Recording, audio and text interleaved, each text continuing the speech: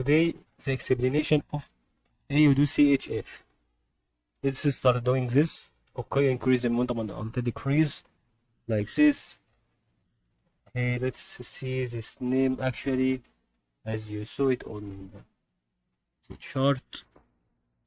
Okay, that I think that wave plays a role between those two trend line.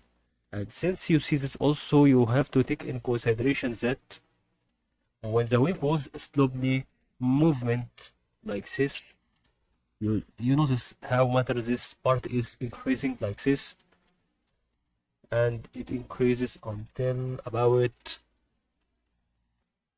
and it increases like this also, and then you have to notice that this part is increase. Okay, it's just an increase in momentum. It breaks this only trend one. When it reaches this, it goes for a new action. Okay, it went for a new action as it went out of this process, this between those lines, and it goes to make an ordinary movement. Well, since it goes for ordinary movement like this, you should have also in consideration that it goes between those two trend lines, and between those two trend lines goes to be about this and to be still with a momentum and a decrease.